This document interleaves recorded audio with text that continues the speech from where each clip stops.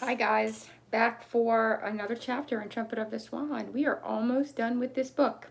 So I'm going to read chapter 20 today and we're going to finish it tomorrow. I know some of you have probably read it already, but I know some of you are probably maybe waiting for me. I don't know.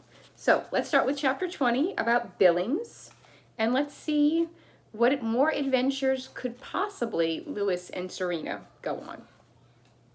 On a bright, clear day in January, Lewis and Serena came home to the Red Rock Lakes. From among the thousands of waterfowl, they quickly found the members of their own families, their fathers and mothers and sisters and brothers. It was a noisy homecoming. Everybody wanted to say hello at once. Cahoo, cahoo, cahoo! The wanderers were home at last. Lewis's father, the old cob, made a graceful speech, rather long but sincere. Lewis raised his trumpet and played. There's no place like home. Home, home, sweet home. There was a great deal of gossip among the waterfowl about Lewis's having persuaded Serena to be his wife. Everybody congratulated the happy couple, and all the brothers and sisters of Lewis and Serena gathered around and looked at Lewis's possessions. They were much impressed by his worldly goods. They liked the life-saving medal. They loved the sound of the trumpet, and they were eager to see the money in the money bag. But Lewis did not open the bag. Instead, he took his father and mother to one side. They all three stepped out on shore, where Lewis slipped the money bag off his neck and with a bow handed it to the old cob. $4,420.78. Then Lewis took his slate and wrote a note to the owner of the music store in Billings so his father would have something to show him when he got there. The note said, "To the storekeeper of Billings, enclosed, please find $4,420.78. It will pay you for the trumpet and the damage to the store. Sorry about the inconvenience this has caused you." The old cob was not able to count money, and he was not able to read, but he took the money bag and the slate and hung them around his neck. He felt sure he could now pay his debt for the stolen trumpet. "I shall go," he said to his wife. "I shall redeem my honor. I shall return to Billings, the scene of my crime, a great city teeming with life." "We've heard that before," remarked his wife. "Just take the money and the note and beat it for Billings as fast as you can go. And when you get there, for heaven's sakes, be careful. The owner of that music store has a gun. He will remember that the last time he saw a swan coming at him, he got robbed. So watch yourself. You're on a dangerous mission." "Danger?" said the old cob. "Danger! I welcome danger and adventure. Danger is my middle name. I would risk my life to redeem my honor and recapture my sense of decency. I shall pay my debt and blot out the foul mark that sullies my good name." All right, you're highlighting the word sullies. It's putting his name, something that put his name in a bad light, kind of marked him where people think he's not a good swan anymore. "I shall rid myself forever of the shame that comes from thievery and wrongdoing. I shall?" "If you don't stop talking," said his wife, "you won't get to Billings before the store closes." "You are right, as usual," replied the cob. He adjusted the money bag and the slate for flight.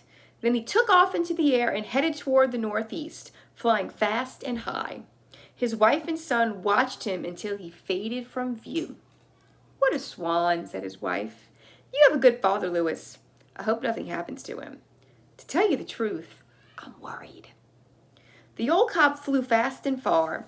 When he spied the churches and factories and shops and homes of Billings, he circled once, then began his downward glide, straight for the music store. "My hour has come," he said to himself. "My moment of truth is at hand. I shall soon be out of debt, out from under the cloud of shame and dishonor that has cast a shadow over my life for lo these many months." The cob had been seen already by people down below. One of the salesmen in the music store was standing by the front window looking out. When he saw the big white bird approaching, he yelled to the storekeeper, "Large bird approaching! Get your gun!" The storekeeper grabbed his shotgun and raced to the sidewalk.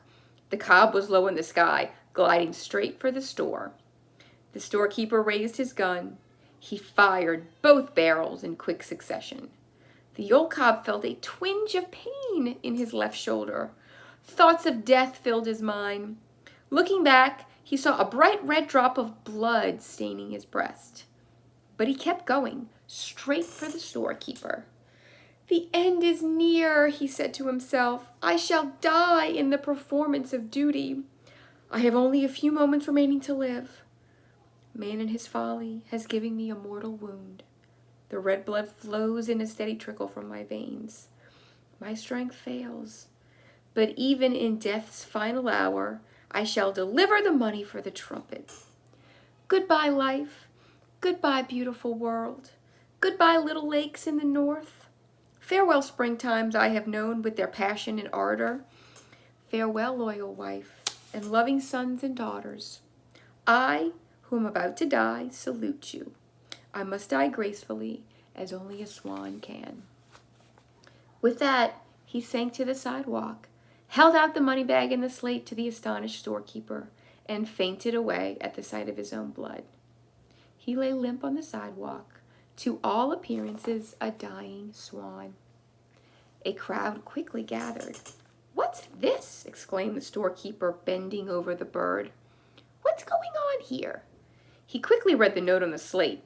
Then he tore open the money bag and began pulling out $100 bills and $50 bills. A policeman hurried to the scene and started to hold the crowd back. "Stand back," he shouted. "The swan is wounded. Give him air." "He's dead," said a little boy. "The bird is dead." "He is not dead," said the salesman. "He's scared." "Call an ambulance," screamed a lady in the crowd. A small pool of blood formed under the neck of the old cob. He seemed lifeless. Just then a game warden appeared. "Who shot this bird?" he demanded. "I did," said the storekeeper. "Then you're under arrest," said the warden. "What for?" said the storekeeper. "For shooting a trumpet or swan. These birds are protected by law. You can't pull a gun on a wild swan." "Well," replied the storekeeper, "you can't arrest me either. I happen to know this bird. He's a thief. He's the one you should arrest. He's been here before, and he stole a trumpet from my store." "Call an ambulance," cried the lady. "What's that you've got in your hand?" asked the policeman. The storekeeper quickly stuffed the money back into his money bag and held the bag and the slate behind his back. "Come on, show it to me," said the cop. "I want to see it too," said the warden. "We all want to see it," cried a fellow in the crowd. "What's in that bag?" The storekeeper sheepishly handed the money bag and the slate to the game warden. The warden stood straight, put on his glasses, and read the note in a loud voice. "To the storekeeper of Billings, enclosed, please find $4,420.78. It will pay you for the trumpet and the damage to the store. Sorry about the inconvenience this has caused you." At the mention, the sum of money, the crowd gasped. Everyone started talking all at once. "Call an ambulance," screamed the lady. "I'll have to take that money to the station house," said the policeman. "This is a complicated case. Anything that involves money is complex. I'll take the money and keep it safe until the matter is decided." "No, you won't," said the game warden. "The money is mine." "Why?" asked the policeman. "Because," replied the warden. "Because what?" asked the policeman. "Because the law says the bird is in my custody. The money was on the bird, therefore the money goes to me until this is settled." "Oh, no, you don't," said the storekeeper angrily. "The money is mine. It says so right on this slate. The $4,420.78 is mine. Nobody's going to take it away from me." "Yes, they are," said the policeman. "I am." "No, I am," said the game warden. "Is there a lawyer in the crowd?" asked the storekeeper. "We'll settle this matter right here and now." A tall man stepped forward. "I'm Judge Ricketts," he said. "I'll decide this case. Now then, who saw the bird arrive?" "I did," said the salesman. "Call an ambulance," screamed the lady. "I saw the bird too," said a small boy named Alfred Gore. "Okay," said the judge. "Describe what happened, exactly as you saw it." The salesman spoke first. "Well," he said, I was looking out the window and saw Swan approaching, so I hollered. The boss got his gun and fired, and the bird fell to the sidewalk. There was a drop or two of blood. Did you notice anything special about the bird? Asked Judge Ricketts. He carried money, replied the salesman. You don't often see any money on a bird, so I noticed it. All right, said the judge. Now we'll let Alfred Gore tell it as he saw it. Describe what you saw, Alfred. Well, said the little boy, I was very thirsty, and so I wanted to go to a candy store and get something to drink. Just tell what you saw, please, Alfred, said the judge. Never mind how thirsty you were. I was coming along the street, continued Alfred, because I was very thirsty. So I was coming along the street on my way to the candy store to get something to drink, and there, up in the sky, all of a sudden, there was a big white bird right over in the sky. And he was sliding down out of the sky like this. Alfred held out his arms and imitated a bird. So when I saw the big bird, I stopped thinking about how thirsty I was, and pretty soon this enormous bird, he was enormous, was on the sidewalk, and he was dead, and there was blood all over everything, and that's what I saw. Did you notice anything special about the bird? Asked Judge Ricketts. Blood, said Alfred. Anything else? No, just blood. Did you hear a gun? No, just blood, said Alfred. Thank you, said the judge. That will be all. Just then, a siren started wailing. Ooh-ah, ooh-ah, ooh-ah. An ambulance came screaming down the street. It stopped in front of the crowd. 2 men jumped out. They carried a stretcher and set it down next to where the Swan lay. The old cob lifted his head and looked around. I've been at death's door, he thought, and now I think I'm returning to life. I am reviving. Highlight reviving. He's coming back to life. I shall live. I shall return on strong winds to the great sky. I shall glide gracefully again on the ponds of the world, and hear the frogs, and take pleasure in the sounds of night and the coming of days. As he was thinking these pleasant thoughts, he felt himself being lifted. The ambulance attendants put a slate around his neck, picked him up, laid him gently on the stretcher, and carried him into the ambulance, which had a red light whirling round and around on top of it. One of the men placed an oxygen mask over the old cob's head and gave him some oxygen. And away they drove, making a great deal of noise to the hospital. There he was. There he was put to bed and given a shot of penicillin. A young doctor came in and examined the wound where the shotgun pellet had hit him. The doctor said the wound was superficial. There's another word, guys. Superficial. It wasn't a very deep wound. He thinks he's dying, but it actually wasn't that bad of a shot. The old cop didn't know what superficial meant, but it sounded serious. Nurses gathered round. One of them took the Swan's blood pressure and wrote something on a chart. The old cob was beginning to feel very well again. It felt good to be in bed, being cared for by nurses, one of whom was quite pretty. The doctor washed the wound and put a Band-Aid on it. Meantime, back on the sidewalk in front of the music store, the judge was announcing his decision. On the basis of the testimony, he said solemnly, I award the money to the storekeeper to make up for the loss of the trumpet and damage to the store. I am placing the Swan in the custody of the game warden. Your Honor, said the warden, don't forget that the storekeeper is under arrest for shooting a wild swan. It was a case of false arrest, said the judge wisely. The storekeeper fired his gun at the bird because he was afraid his store was being robbed. He did not know that the Swan was bringing money to pay for the trumpet. The gun was fired in self-defense. Everyone is innocent. The Swan is honest, the debt is paid. The storekeeper is rich, and the case is dismissed. A cheer went up from the crowd. The warden looked sulky. The policeman looked glum. But the storekeeper was beaming. He was a happy man. He felt that justice had been done. I have an announcement, he said.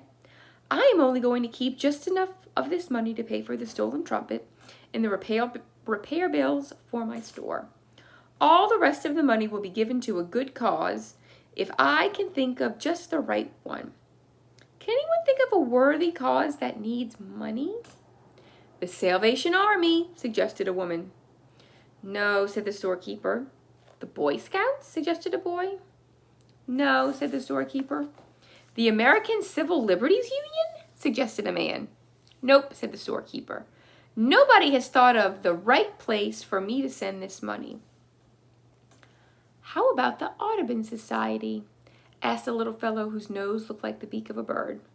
Great, you've got it, said the storekeeper.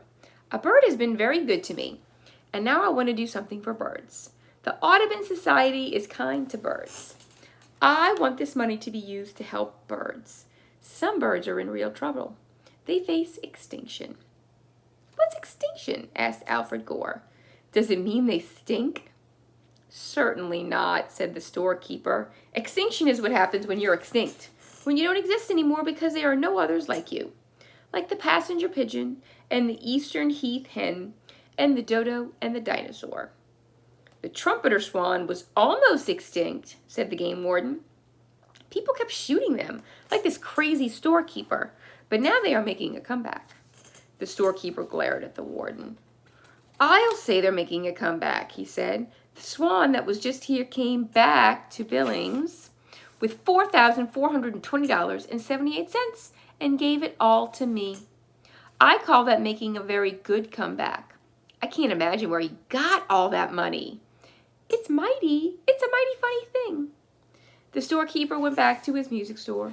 The policeman went back to the station house. The judge went back to the courthouse. The game warden walked off down the street toward the hospital, and Alfred Gore, who was still thirsty, continued his journey to the candy store. All the rest of the people wandered away. At the hospital, the old cob lay peacefully in bed, thinking beautiful thoughts. He felt thankful to be alive and relieved to be out of debt. It was getting dark. Many of the patients in the hospital were asleep already. A nurse came into the cob's room, to open his window. When she came back a few minutes later to take the cob's temperature and give him a back rub, the bed was empty. The room was deserted. The cob had jumped out of the window, spread his broad wings, and headed home through the cold night sky. He flew all night, crossed the mountains, and arrived home soon after daylight, where his wife was waiting for him. How did it go? She asked. Very well, he said. An extraordinary adventure. I was shot at, just as you predicted. The storekeeper pointed a gun at me and fired. I felt an agonizing pain in my left shoulder, which I've always considered the more beautiful of my two shoulders. Blood gushed from my wound in torrents, and I sank gracefully to the sidewalk, where I handed over the money and thus regained my honor and decency. I was at death's door. Great multitude of people gathered. Blood was everywhere. I became faint and passed out with dignity in front of all. The police arrived, dozens of them. Game wardens flocked to the scene in great numbers, and there was a tremendous argument about the money. How did you know all of this if you were unconscious? Asked his wife. My dear, said the cob, I wish you wouldn't interrupt me when I am telling the story of my trip. Seeing my grave condition, someone in the crowd summoned an ambulance, and I was taken to the hospital, where I was put to bed. I looked very beautiful lying there, my black bill contrasting with the snowy white sheets. Doctors and nurses attended me and comforted me in my hour of suffering and pain. You can judge how serious my wound was when I tell you that one of the doctors examined it and said it was superficial. Doesn't look bad to me, said his wife. I think you just got nicked. If it had been bad, you couldn't have flown back so soon. Anyway, superficial or not, I'm glad to see you home safe. I always miss you when you're gone. I don't know why, but I do. And with that, she placed her head across his neck and gave him a slight nudge. Then they had breakfast and went for a swim in an open place in the frozen lake. The cob pulled his Band-Aid off and threw it away. So there was probably a brief second where some of you might have thought, oh, he's going to die? And he didn't. Made it sound like he was going to die, but he didn't. It's actually a really funny story. Pretty funny chapter. We've only got one more left. I really wish I was sharing this with you guys, but this is all I can do right now. I hope you're enjoying the book. All right? Talk to you later.